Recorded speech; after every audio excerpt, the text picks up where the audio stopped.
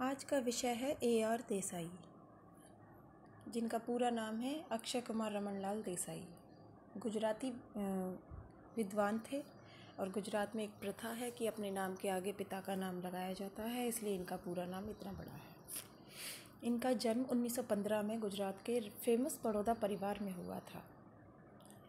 मार्क्सवादी विचारधारा के भारतीय समाजशास्त्री, यानी इससे पहले मैंने आपको कार्ल मार्क्स की विचारधारा के बारे में बताया था। कार्ल मार्क्स की थीसिस बताई थी, उनके कितनी अवधारणाएं, उनकी अवधारणाओं का मुख्य आधार क्या है, उनकी पद्धति क्या है, इन सब के बारे में पहले ही बताया है। इसीलिए इसके बाद मैंने आज A.R. देसाई की शुरुआत की, क्योंकि ये भारतीय समाजशास्त्री हैं। अब आपको पता ही होगा कि भारत में समाजशास्त्र की शुरुआत जो हुई थी वो 1914 के बाद हुई थी और इनका जन्म 1915 में हुआ था। 14 में पैट्रिक गिट्स की अध्यक्षता में बम्बई विश्वविद्यालय में समाजशास्त्र विषय के रूप में पढ़ाया गया था, अर्थशास्त्र के साथ। तो इस संदर्भ में अगर हम देखें तो ये जो समाजशास्त्र की जब शुरुआत हुई थी तभी A.R. देसाई का जन्म हुआ था और जन्म के शायद 1934 मेरे हिसाब से 1934 के बाद इन्होंने PhD की उपाधि इन्होंने प्राप्त की थी 1946 में, जैसा कि इसमें लिखा हुआ है। तो 46 में कोई हमारे देश के अंतर्गत देश को आज़ादी नहीं मिली थी, तो ये सामाजिक, राजनीतिक, आर्थिक, धार्मिक वातावरण से अच्छे तरह परिचित थे उस समय के। और उस समय अंग्रेजी शासन पद्धति थी भारत में। अंग्रेजी शासन के दौरान भारतीय समाज व्यवस्था में क्या क्या बदलाव आए थे, क्या क्या सामाजिक विकास, किस तरीके से विकास हुआ था, उन सबको इन्होंने देखा और बताया कि उस समय जब नई नई शुरुआत थी देश में समाजशास्त्र की, तो समाज को समझने के लिए दो पद्धतियाँ थी।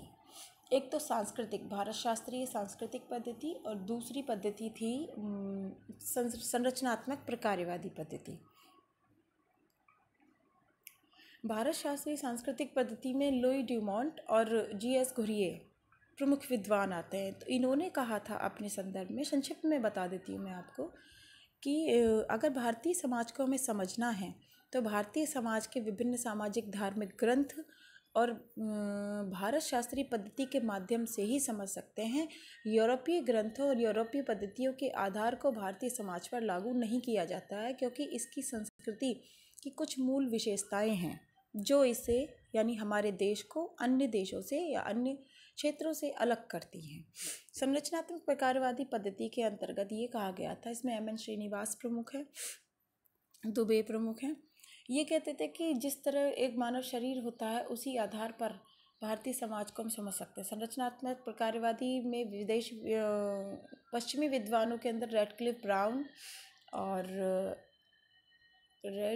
ब्राउन, पार्सन्स, मर्टन इत्यादि विद्वान आते हैं। तो ये सबका परिप्रेक्ष्य अलग अलग था समाज को देखने का, लेकिन A.R. देसाई ने इससे भिन्न परिप्रेक्ष्य, यानी मार्क्सवादी परिप्रेक्ष्य को मान्यता दी। उन्होंने कहा कि जिस तरह कार्ल मार्क्स ने यूरोपीय समाज को समझने के लिए द्वंद्वात्मक पद्धति और यूरोपियन सामाजिक आर्थिक व्यवस्था का अध्ययन किया, उसी प्रकार भारतीय समाज में भी अर्थव्यवस्था का विशेष प्रभाव पड़ता है। भारतीय समाज की पद्धति भारतीय समाज का अध्ययन भी हम मार्क्सवादी पद्धति से कर सकते हैं और प्रत्येक समाज की जो मूल विषय है वो है अर्थव्यवस्था। अर्थव्यवस्था के आधार पर ही समाज का जो विकास निर्भर है। अर्थव्यवस्था समाज को कितने भी आर्थिक परिवर्तन हुए, उन्होंने सीधे तौर पर हमारे देश की सामाजिक व्यवस्था को सीधे तौर पर प्रभावित किया है। इसलिए इन्होंने मार्क्सवादी पद्धति के आधार पर भारतीय समाज को समझने का प्रयास किया। अब आइए इस संदर्भ में मैं इनके संक्षिप्त जीवन परिचय के बारे में थोड़ा सा बता देती हूँ। कानून की शिक्षा इन्होंने मुंबई विश्वविद्यालय समाजशास्त्र विभाग में G.S. घुरिये के निर्देशन में कानून की शिक्षा प्राप्त करने के बाद G.S. घुरिये के निर्देशन में PhD की उपाधि प्राप्त की थी 1946 में। आगे चलकर इस विधा प्राध्यापक और विभाग अध्यक्ष भी बने। ये स्वतंत्रता आंदोलन के दौरान किसान व श्रमिक आंदोलनों में सक्रिय भी थे। एक राजनीतिक कार्यकर्ता के तौर पर कम्युनिस्ट पार्टी और रिवोल्यूशनरी सोशलिस्ट पार्टी में भी शामिल हुए थे। अब मार्क्सवादी थे तो कम्युनिस्ट पार्टी का तो इन्हें समर्थन करना ही था।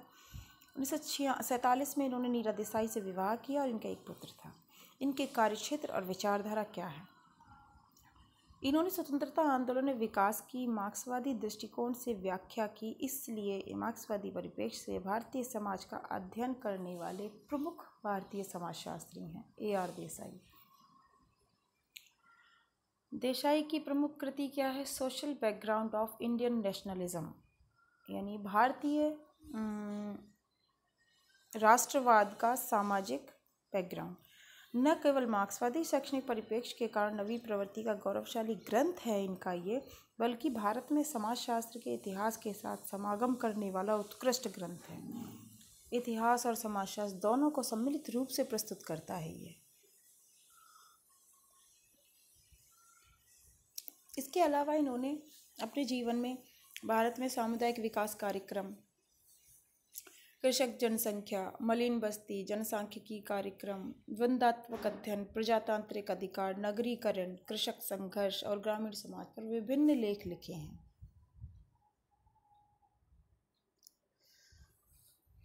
इनकी प्रमुख पुस्तकें जो हैं उसमें है, पहली पुस्तक तो आप सभी को बताई दी मैंने, social background of Indian nationalism 1946 में लिखी गई थी। प्रथम पुस्तक है ये, जिस पर इन्होंने PhD शोध भी किया था। दूसरी बुक है recent trends in Indian nationalism. तीसरी बुक का नाम है रूरल सोशियोलॉजी इन इंडिया। ग्रामीण परिवेश को समझने के लिए महत्वपूर्ण पुस्तक है रूरल सोशियोलॉजी इन इंडिया इनकी, 1969। स्लम्स एंड अर्बनाइजेशन, गंदी बस्तियाँ और नगरीकरण, पिल्लई के साथ इन्होंने 1970 में लिखी थी। इंडियाज़ पाथ ऑफ डेवलपमेंट 1984 की बुक है। Agrarian struggle in India after independence, कृषक संघर्ष, भारत में इंडिपेंडेंस यानी स्वतंत्रता के बाद कृषक संघर्ष किस तरह हुआ और उसमें क्या क्या सामाजिक बदलाव आए, 1986 में इन्होंने लिखा है। AR देसाई का मार्क्सवादी परिप्रेक्ष्य क्या कहता है? देखो, भारतीय समाजशास्त्र के ये प्रथम व्यक्ति थे जिन्होंने भारतीय समाज का अध्ययन मार्क्सवादी पद्धति से कर अन्य शोधकर्ताओं को एक नई राह दिखाई। देसाई ने इसमें भारत पर ब्रिटिश शासन के प्रभाव का सूक्ष्म विश्लेषण किया और भारतीय राष्ट्रवाद के विकास में सामाजिक शक्तियों व सामाजिक धार्मिक सुधार आंदोलन की भूमिका का भी मूल्यांकन किया है।